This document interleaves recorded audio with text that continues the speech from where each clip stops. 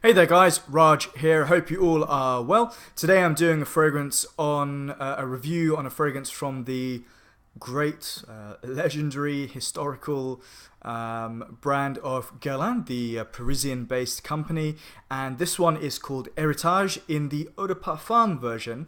The most commonly found, or the most sort of widely distributed, I guess, version of this is the EDT. I will touch on maybe the differences I find between the Eau de Parfum and the EDT, but first of all, let's get straight into Heritage. So the first thing I have to say is that I actually bought this fragrance when I went to Paris, which was around this time last. No, it wasn't. It was January last year, and I went to the Champs-Élysées boutique. I went to the one on. Is it Faubourg or Rue Saint-Honoré? I can't remember exactly. They have two boutiques. Both are worth going to. Obviously, the Champs-Élysées one is their flagship one. It is quite spectacular from the outside, from the inside. It's quite almost dramatic in certain terms of some of the displays they have. Very classy, very elegant, amazing store. Guerlain definitely know what they're doing when it comes to presentation of their fragrances. And this one.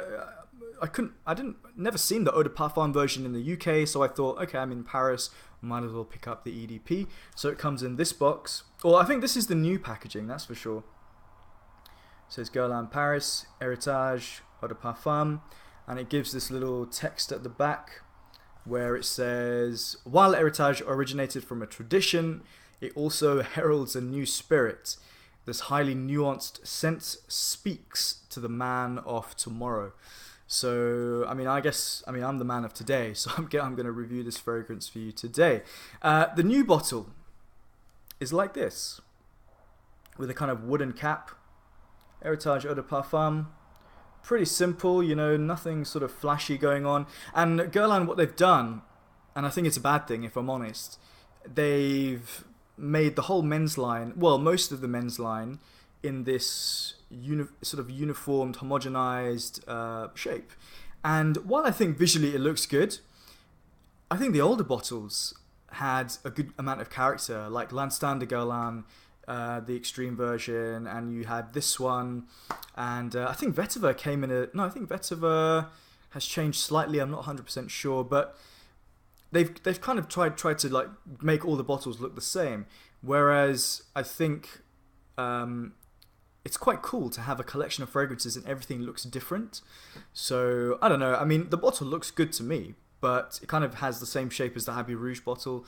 But I think they should have kept it as the original one. But anyway, it's all about what's inside, right?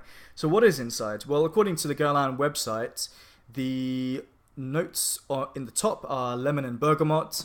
And there's also a bit of lavender in there as well. In the heart, they are saying there's spicy notes like coriander and pink pepper. And in the base, there is like an oriental woody dry down and patchouli is in there. So this is very much a classic men's fragrance. It will probably appeal, I think, to the older generations, but I think it has enough modernity in it to appeal to the man of tomorrow, or the younger crowd, basically. It does have that, it does have that very classic, almost splash on aftershave kind of aroma that your granddad or your father might have smelled like, and maybe still does today. It's a fragrance that, in the EDP version, it lasts a decent amount of time. Well, the thing is, what I really should be saying is how I notice it, how my nose picks it up. Like, it doesn't pick it up all day. It picks it up for maybe 5-6 hours, but randomly, sort of like just out of nowhere, sometimes you'll get wafts of this deep into like double figures, like 12-14 hours. There have been times when I've gone to bed, I like sprayed this in the morning, gone to bed, haven't showered, and the next morning I'm still smelling this on my skin, but it's one of those where maybe your nose doesn't sort of I've forgotten the word. Is it insomnic or something? Like your nose doesn't pick up the scent after a while, but others around you might.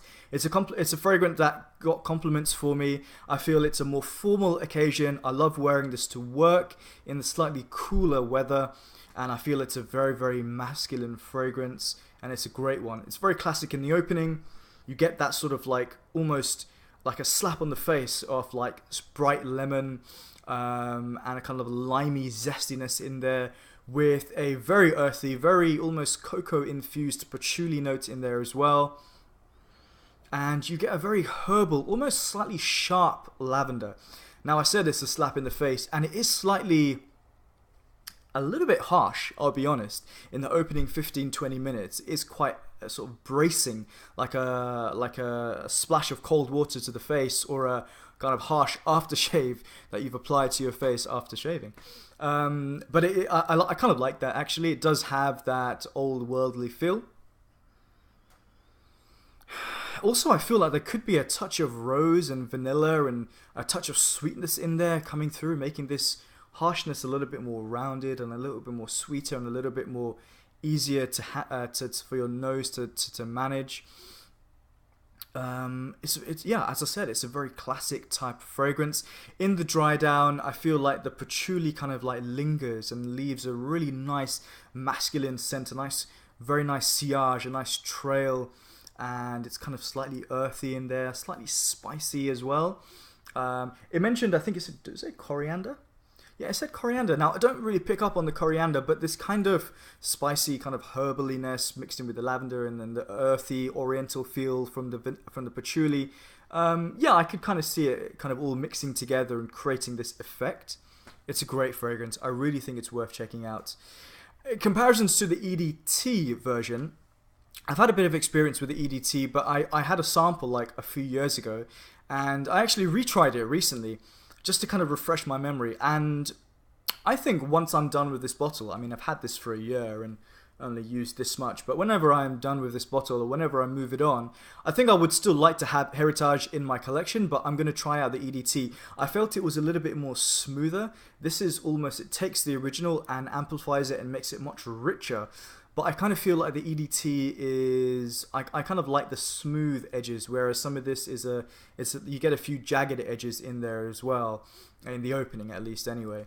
But I think it's a fragrance with character. I think you're going to stand out from the crowd. I don't think a lot of modern designer fragrances smell like this, to be honest. And I definitely think if you want a fragrance with substance that is crowd pleasing, and you're going to stand out, I think definitely check this out. I think it is going to appeal more to a slightly older crowd. So I'm in my 30s now, so I feel like it kind of suits me, kind of like wearing this fragrance nowadays.